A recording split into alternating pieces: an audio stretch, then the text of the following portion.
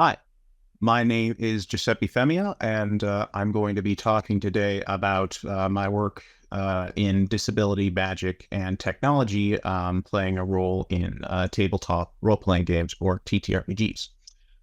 Modern media does not adequately represent the disability community in a realistic or supportive way. From fairy tales that use disability to symbolize evil to mythologies that epitomize the value disability has in fostering alternative talents, it has now become contrasted from able bodies and minds in the neoliberal age to symbolize failure.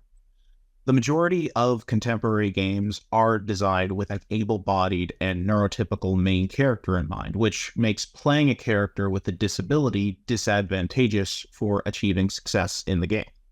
As such, academics do not have many good examples of disabled characters to draw from, since there is not much appeal to playing a disabled character outside of fetishization or identity tourism, due to the physical, mental, and social barriers they would have in navigating the game world. I posit that it is neoliberal culture's obsession with success, winning, and productivity that fosters the fear of disability both in and outside of gaming culture. As a political approach favoring free market capitalism and the reduction of government spending, neoliberalism fundamentally promotes competition between individuals and organizations while deterring any external help they might find outside the market. As such, our neoliberal society stands in direct opposition to disabled individuals in accordance with its values of competition, as it frames any disadvantage to economic competition like disabilities as a failure that must be overcome, lest the disabled individual be viewed as useless. In this sense, neoliberalism stands in opposition to disabled individuals and disability justice, as it takes the medical model approach where accessibility barriers that affect us are made out to be the problem of the individual rather than the society. So it comes as no surprise that many in today's society hold the widespread opinion that disability is synonymous with failure in many different forms of suffering and helplessness. And it does not help that early research into disability was based on a medical model in which disability is framed as a personal shortcoming that the individual needs to overcome.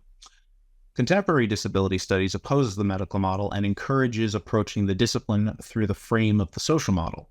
Here we get the notion that the social model props disability up as a socialized experience and recognizes the ableism felt through disabling architecture and public opinion. Though the very notion of disability is an artificial and often socially constructed conception, it stands to reason that the physical and mental impairments experienced by members of the disability communities are in fact real. However, the way that society reacts to us, treats us, and denies us, and rhetorically disenfranchises us through media is made out to be reasonable and rational. This in turn makes disability out to be something to avoid at all costs, so as to remain able-bodied and minded enough to cope with the obligations made necessary to survive neoliberal society. So while disability is impacted by neoliberal ideology, similarly to many other marginalized identities, it stands out further as the very symbol of negative consequence or failure due to the staple of disabledness at the core of the identity. Disability identity is framed as an impairment and further exemplified as a symbol of failure through socio-political, personal, legal, and economic disadvantages. Through this capitalist mindset, though this capitalist mindset is heavily promoted in many venues of modern media, we see it exemplified in sports and gaming culture. In many competitive sports and esports, cash prizes and salaries of millions of dollars are available to those who are able enough to win.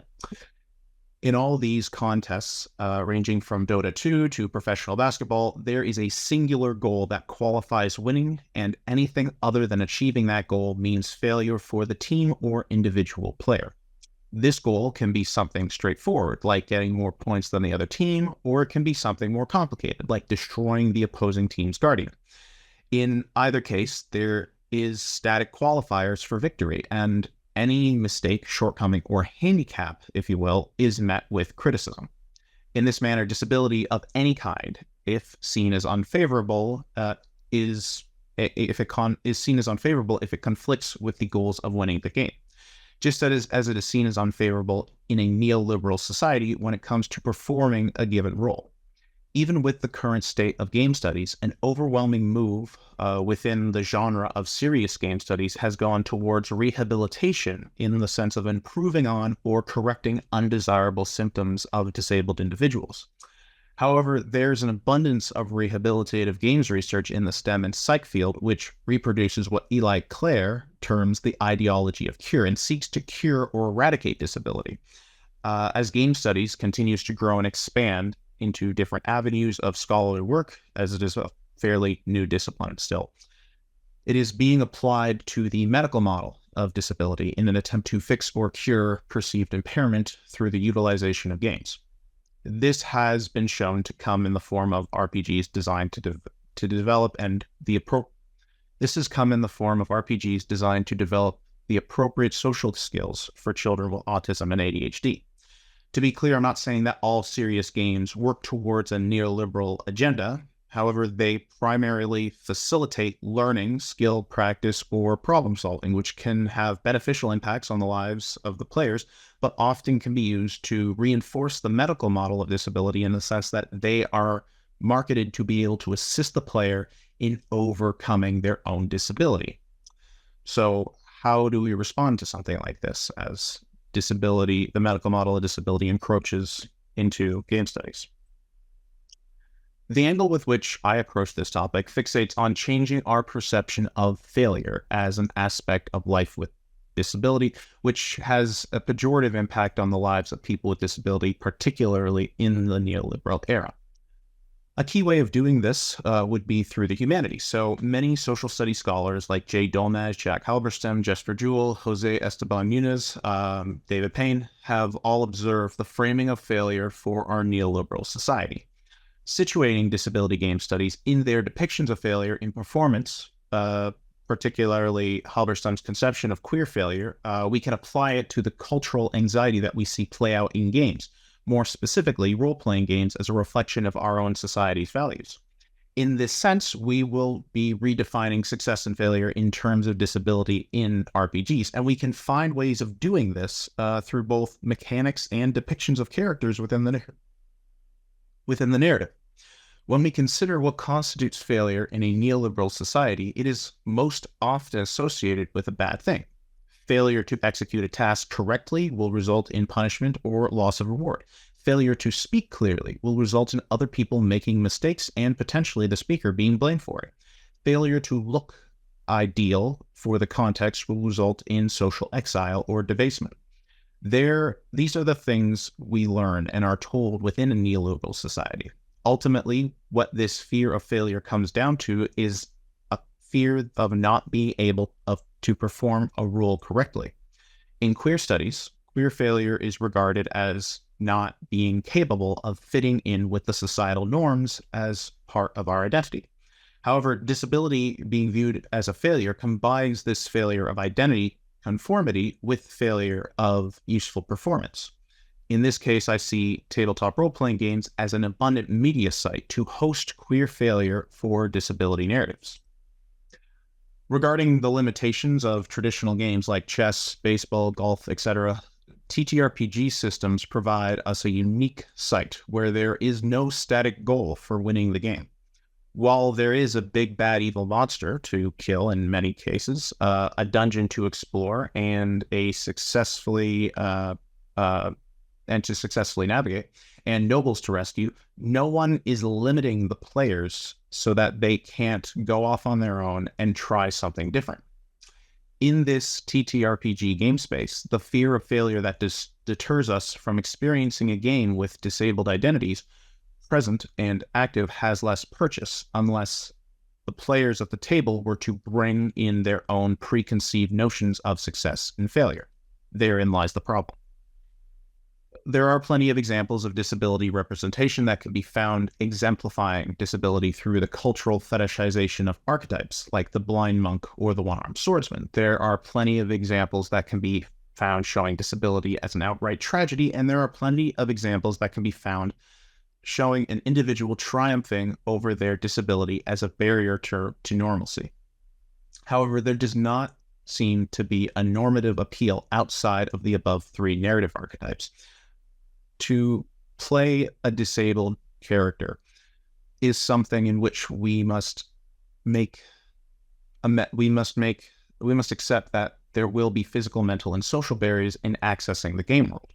In D&D, a blind character would have severe issues navigating dungeons and the combat field. This leaves their way of accessing the world limited, and mechanics like the perception investigation checks will automatically be failed or be done with disadvantage, which allows the game mechanics to punish them for an otherwise narrative choice for their character. Additionally, a one-armed character in most RPG systems would be at a mechanical disadvantage through their inability to use both hands in combat.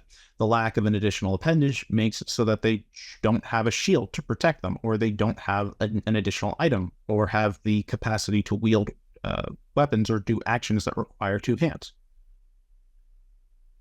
Many TTRPGs, like D&D, have gone so far as to incorporate magic or technology in ways that circumvent disability entirely. While there are monsters and special weapons that are specifically designed to leave permanent damage to the body of the character, for example, blinding them, deafening them, or removing their limbs, there are many means of healing and prosthetic replacements that undercut any long-term disability that might negatively impact the character's capacity to adventure.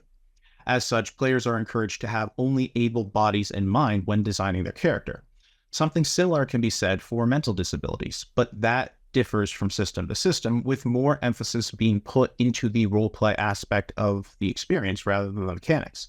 ADHD mechanics, for example, would be subjective at best. That being the case, the representation rests solely on how well the player themselves can depict them, and usually relies on them having a similar disability. To play a disability in the game of D&D, and to some extent all TTRPGs, is to either have them cured or ignored, lest we be punished by the mechanics of the game. When it comes to mental disabilities, the game usually makes it out to be a horror or a joke. The rules of D&D only have mental disabilities as a type of madness shown through the player's capacity to roleplay it. If a character goes through a horrific event, like looking at a wall of flesh, a character designed to inflict insanity, they will gain a madness, and which is randomly decided by rolling the dice, and the madness they get can range from kleptomania to varying degrees of schizophrenia. These too can be magically cured or wear off after a couple of weeks in the game. However, the madnesses are usually meant to be an annoyance to the rest of the group, as it will impede the party's progress or get the players in trouble with the local town or the law. In all my years of playing TTRPGs, this has only ever been played off as a joke or a downright tragedy. It being a joke makes it less annoying to the other players and more entertaining, but it being a tragedy often comes off as pity narratives for the group. In a world obsessed with winning, the fear of failure in gaming culture, and perhaps all of our neoliberal culture, stems from a failure that we have been taught to fear. The benefits is that TTRPGs as a media site afford players the capacity to negotiate and requalify success or failure in terms of how they want to experience the story being played out. Here I see disability studies benefiting at its intersection with game studies through the act of queering our understanding of common sites of failure. In this manner, by reframing our perception of failure in RPGs through a queer lens, the disability community will be able to claim vital media sources, subverting the commonly held narrative of individual failure associated with disability.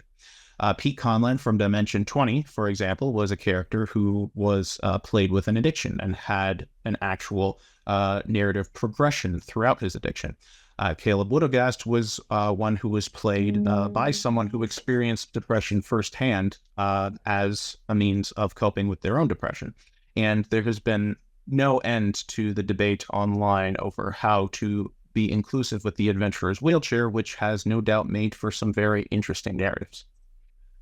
So, our focus should be on foregrounding the story with depictions of realism in spite of playing the game with winning or efficiency in mind. Thankfully, a couple of disability scholars have called for a change to this approach, and while many have opted for the social model, disability theorist Tobin Anthony Siebers has heralded the theory of complex embodiment, which combines both of these models. Siebers claims that disability is not purely a social issue and has medical concerns as well, so the theory of complex embodiment situates any disability as both a physical, medical issue, as well as a social political issue that need to be addressed on both fronts when it comes to representing disability in media. So self-representation will be a crucial part of the theory of complex embodiment to accurately capture the physical and socio-political aspects of disability. That is, we must provide opportunity to observe how members of the disability communities approach representing their disabilities in game, narratively and mechanically. This will usually be done from two angles. First is the perceived failure within the narrative, and two, the loss illustrated through the mechanics. At the gaming media site, we can look at social and political world building along with the characters' backstories and navigation of the world to frame the social model, while disability mechanics can be used to frame the medical model. That being said, this little diagram that I created combines the social and medical model, but it also takes into account performance studies optimism, which has a lot to do with simulation and empathy, much like game studies optimism. And this is sort of toxic optimism because empathy is not approached favorably when it comes to disability studies. I won't get into that too much, but we are going to use this form of self-representation to circumvent the need to simulate or empathize as we are playing a character with our own disability. And much like ourselves, we are just playing it as we would in real life. So something that's already come up is that some of the fans have gone so far as to create their own homebrew mechanics based on their personal experiences, which they invite other players to use. Cat Elm created D&D 5e homebrew mechanics for chronic migraines based on their experiences. And while it doesn't pose disadvantages, it provides further role-playing notes to assist players trying to convey the reality of a migraine. For instance, upon creation of a character, they encourage the player to decide on the regularity of migraine attacks, migraine triggers, migraine auras, as in the symptoms leading up to the migraine, like fatigue, the length of the migraine auras, and the migraine attacks' severity. And any medication that can be taken to alleviate the symptoms. Additionally, they provide mechanic deficits for symptoms with mood swings, tiredness, and difficulty speaking, given the character's disadvantage on charisma checks. There are a lot more to this, but I don't have time to cover the entire thing. I highly recommend looking it up in your own time.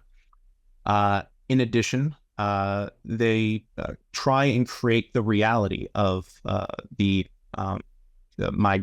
chronic migraine condition. So it's not something that is simply a negative thing, and it's not something that has a good spin on it. It is something in which, because you have experienced this for the majority of your life, you have been able to advocate for yourself, or you've been able to figure out a way to self-medicate, or you've been able to kind of come to terms with the pain that you are chronically feeling.